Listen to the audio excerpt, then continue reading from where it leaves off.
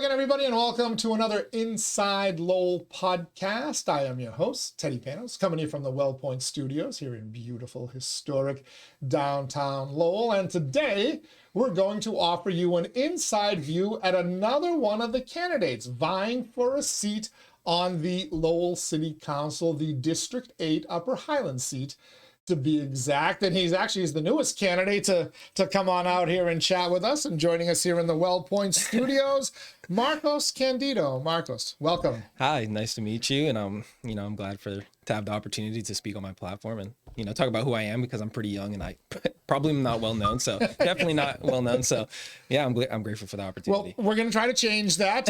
We do have a story as well, InsideLowell.com.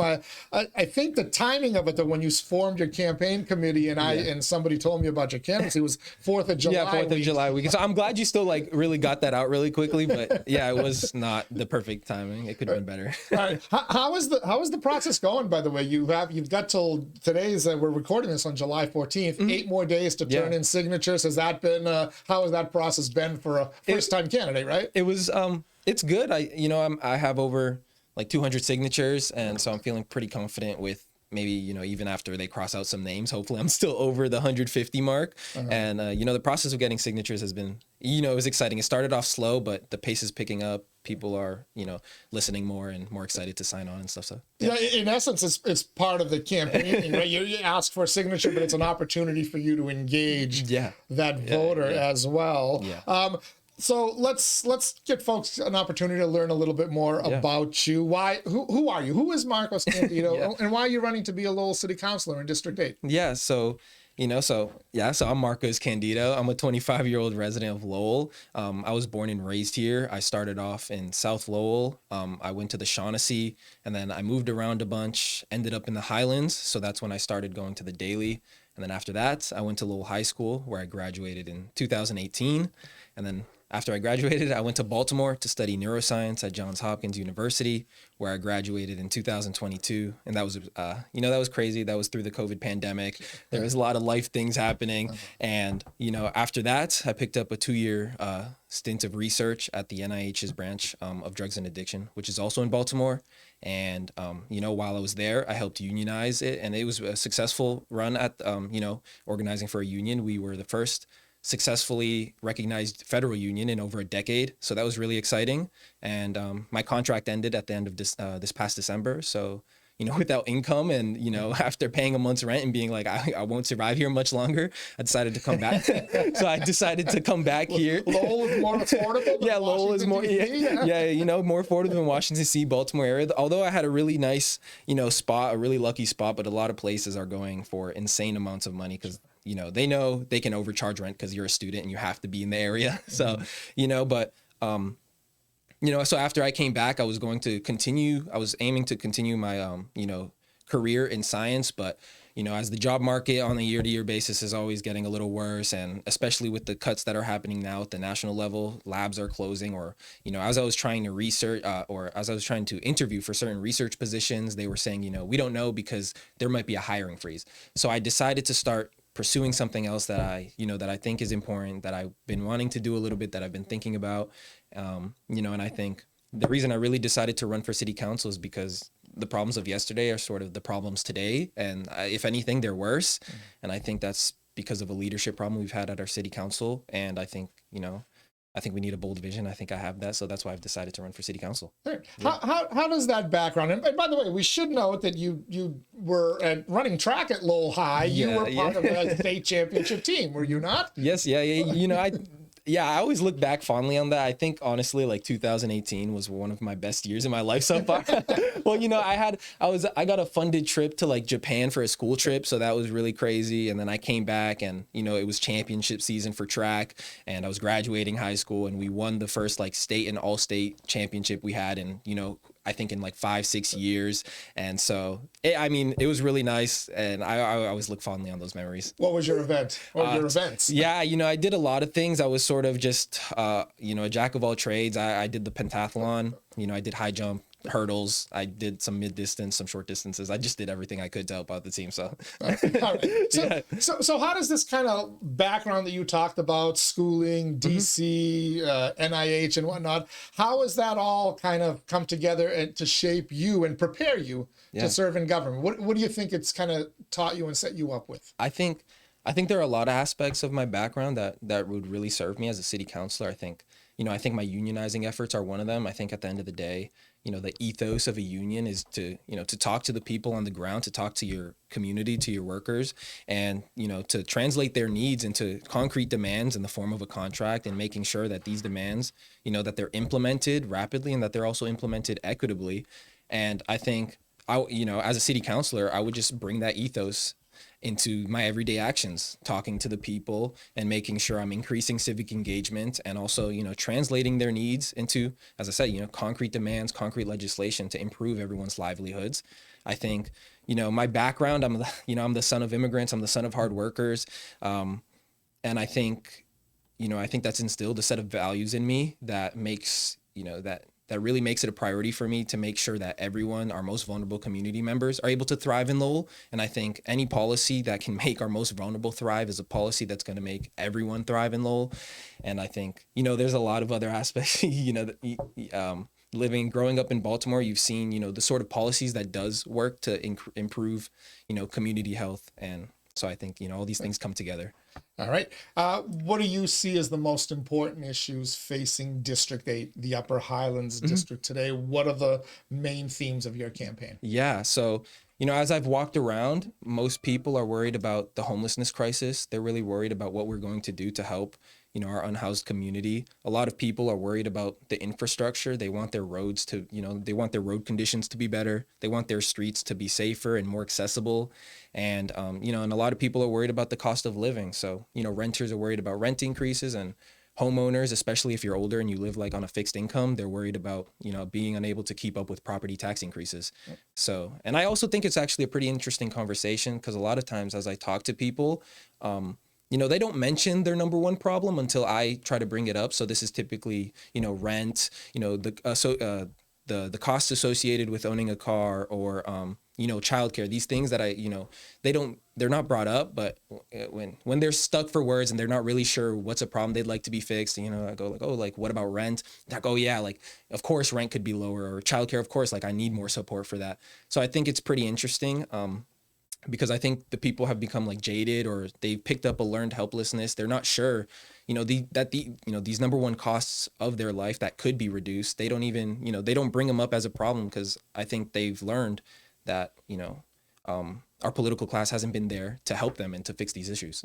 Yeah. So interesting, your campaign literature that you were putting out when you first kind of announced your campaign, you listed housing reform, healthy transit, and reforming childcare as top priorities. As I listen to those, it looks like kind of like a helicopter view of issues that not just District 8, all of Lowell, all of Massachusetts, all of the United States for that matter. Yeah. How do you see yourself as a city councilor, and in particular a district councilor, being able to affect change in housing, in transit, and even in childcare and costs of childcare? Yeah, so I think as you said, like, I think the issues that affect this city are affecting not just they're affecting larger cities, they're affecting entire states, countries, and not just our country. They're the homeless crisis, or the housing crisis, is a crisis for the entire world. Essentially, we're not building enough homes everywhere.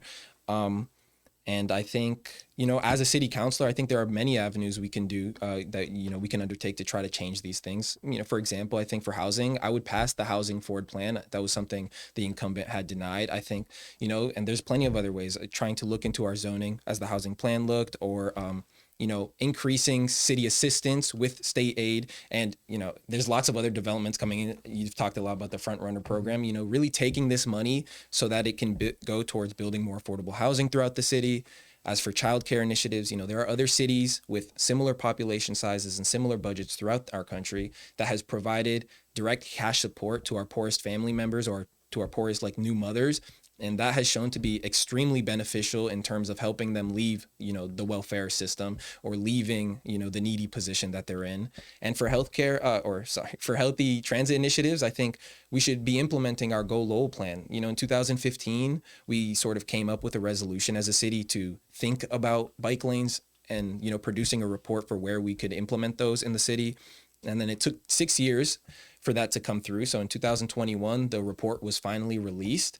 And, lo and behold, a lot of main streets throughout the city that pass by school zones or pass by, hotspots for employment, like the Crosspoint Tower, or where the hospitals are, they could use bike lanes. And, it's been 4 years and we really haven't had any of these implemented. So I think, as a city councilor, I'd be making sure at the very least to implement the plans we've sort of already developed, but they haven't gone anywhere yet. Okay. Housing is something that all of the district councils, as well as the at-large councils, have been talking about. The council as a whole has had an awful lot of discussions around it. You mentioned the Lowell Forward Plan. There's the council a few weeks ago, a month or two ago, talked about the Yes in God's Backyard Act that's in the legislature. Seemed to be a lot of pushback around that. What are some types of housing initiatives that you believe that the Upper Highlands would be okay with, your district would be okay with? And also, how do you balance what perhaps the Upper Highlands wants as opposed to what Lower Highlands, Acre, Pawtuckettville, etc. want for issues? Yeah, I think... I'll throw one last thing in there, and then you can take as long as you want to answer. But a lot of people say that a lot of these housing initiatives are the death of single-family zoning. So you kind of have all this bouncing back and forth. So how do you create all that stuff while also being sensitive to your neighborhood? Yeah, well, so I think there's a lot of ways to tackle this issue. I think... So, there's a lot running through my head. I think, you don't need, you're right. There's a lot of people who are concerned about the sort of development that might happen around their area. But I like to tell people that, my goal isn't to erect like a 6-story, like one of these 5+1 generic buildings that you're seeing happen all over the nation in their backyard.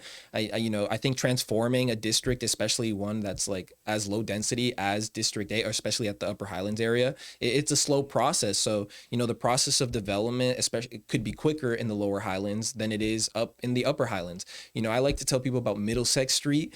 As I'm driving down Middlesex Street, I'm driven like crazy, because as you're approaching Hadley Park, it's like 6 car dealerships, a U-Haul, and a single-story like plaza that's with a massive parking lot that's like 99% empty 99% of the time. This area could do with good development, with housing, with commercial spaces, when it's made more walkable, when it's made more bikeable, busable, all these things, it creates a really good community and it revitalizes this area. I think, there are some pockets of the Highlands that are essentially like small Cambodia towns. I think, we could really develop these areas. Some of these areas have vacant lots near them. Some of these areas could do with more development. I think there's lots of areas we can work on with development. I think there are vacant lots throughout the district that could do with some development. So I'm not saying, in your backyard, we're going to erect this. I think there are plenty of places where good housing and good social spaces can exist, especially in District 8. I think, as I look around for places to meet people, it's like a dead zone within, it's out at the top of Stephen Street. There's like Star Market. And then on the complete other side of District 8, there's like another cafe, and there's really nothing in between. And I think, District 8 deserves that. I think it's pretty interesting that as I walked around, you don't really realize that District 8 does have a youthful population, except there's nothing for them to do outside in District 8. So you don't see them. If they're leaving, they're entering their car to go somewhere that is, better for them. And, on your point about the death of single family housing, I think, so my girlfriend lives in, or she was from Brooklyn, New York. So, and I, for the last 6 years, I was in Baltimore, and I think there's such beautiful single family homes in these cities. They're just in the form of row homes, and they exist, and they're incredibly beautiful. I think, everyone knows the Painted Ladies in San Francisco, but, Baltimore actually has a set of Painted Ladies, and it's where their like half marathon goes through every year. And these are just essentially it's a street long, plenty of beautiful homes that are painted really nice. They're maintained well. They have lush gardens. They have a small backyard, and it's it's a place for single families to thrive, and they do thrive, but they just don't take up an acre. They don't take up all, like, an enormous amount of land in this inefficient way. So I think, to transform the Upper Highlands, it's a very, very slow process. But single family homes don't have to disappear. I think we need to rethink how they exist in our city, because they're inefficient, and it actually costs a lot to maintain, the suburban urban sprawl lifestyle that we do in the city. Right. We're chatting with Marcos Candido, candidate for Lowell City Council. He is running in the District 8 council seat there. The incumbent, John Dakota. There's another challenger, Francisco Maldonado, in the race. It appears that unless one of you can't get your signatures in, then we're going to have a preliminary election on September 9th, which is a month and a half away almost at this point. So you mentioned your union background. Over the last couple of months, a couple of issues have come up. The project labor agreement thing always comes up, but also a residency requirement for projects that are getting taxpayer funded, either tax breaks or even taxpayer money in the city of Lowell. Safe to say you are supportive of project labor agreements and a residency requirement? Probably, yes. I mean, I'm not too familiar with, these things that you just brought up, but anything, it probably, yeah. Yeah. I'd probably have to look into it a little bit more, but yeah. I'm surprised the union folks haven't already reached out to you and tried to corral you. I'm not known yet, so I'm hoping to maybe reach out a little and talk more, but we're going to change that today, I'm telling you. Frontrunner City, you mentioned it. How do you as a counselor imagine that being leveraged to accomplish some of the goals that we can get? I've actually, as I've kept learning more and more, I was unsure if it meant we were unlocked to funding. I thought it was maybe just access to international expertise. But as I actually listened to some of the things you were saying or some of your coverage of it, I was like, wow, like even funding, like, the things we could do with sort of an international organization really trying to support this city. I mean, it's like the possibilities are infinite. I think, especially as, we have a national government that's trying to, that is really trying to, kneecap our developments. This access to an international organization that's willing to put in some support it's really crucial. And I think we need to be making sure, that this development is happening equitably. We need to be making sure that if we're increasing, it's an urban development. They want us to, make our space a better urban space. We can try to use their expertise and use some of the funding to make sure we can improve our city, make sure it's more walkable, more busable, make sure that their expertise can assist us in building homes and, where we need them. So I think, there's an infinite amount of ways I think they can really support that. We can really collaborate with these international organizations to make sure Lowell is, able to unlock the potential we all see in it. All right. You'd be serving District 8 if elected, but you're also going to take votes that affect other people's districts and the city as a whole. One such vote a few weeks ago, the Markley Group went before the council, needed approval to put in 4 diesel generators, and they're going to be coming back in the fall or maybe next year if you're serving to ask for approval for 8 more. Take me through, if you can, your thought process in how would you have voted the other night, but also how would you think through these types of votes that may not necessarily impact your district directly, but are going to impact the entire city? Well, I actually do think they could possibly impact our entire city. I think, Markley Group, this is like a data center. I think what we've been seeing, especially as AI is, the demand for AI is increasing, the costs of our energy bills are being shifted onto the consumers as these developments increase, as the energy demands increase. It's very easy for the energy companies to just offload the costs of this onto the customers. So I'm going, that has to be taken into consideration as we are trying to, especially with the link development, which is going to increase, AI processing or all these sorts of types of research. We need to be making sure that, that the relationship is beneficial to both of us. And I also think, I think the surrounding community really needs to have a strong input, and it needs to be really informed on what's going on as these diesel generators come up. It needs to be informed on what the Markley Group is really about and what they're going to be doing. while, they're in their backyard. And I also think so, diesel generators, I think, that's not green, it's not environmentally friendly. And we know if we're just going to be increasing this sort of pollution, we're going to see, as we do see, like local increases in asthma rates, local increases in sort of other respiratory issues. So I think we need to be making sure that that's not happening. Why is it diesel and not some sort of other green infrastructure we could really be putting in place? I think, I think there was a 2019 Lowell Sun article that which talked about how I think the city provides about $77 million in tax breaks to the Markley Group. Why aren't we changing this relationship so that our city can better benefit? And in that same article, they bring up like, well, after the tax breaks, which allowed them to move in, the Markley Group is helping Lowell produced $12 million in property taxes or something, in taxes, which is better than zero. But at the end of the day, that's still $60 million short of what you could be producing. And I don't think, with how ingrained the Markley Group might be into Lowell, that they will be leaving if we just shift that, relationship a little so that we can have more funds, so that we can produce green infrastructure that can help with the energy demands. And, so I think there's a lot of things that have to be taken into consideration. I would probably vote no on like just implementing diesel generators without really considering a lot of other factors that really should be considered. Alrighty. What would you say is the main difference between you and your opponents, both the incumbent, but also from what you've seen or heard from the other challenger in the race, Francisco Maldonado? Yeah. So, to be quite frank, I think I'm really the antithesis to, their ideas and their visions for Lowell. As I think I see, I see Maldonado and I see Dakota as, two sides of the same coin. I think, their ideas don't really differ too much. I think they're about maintaining the status quo in the city.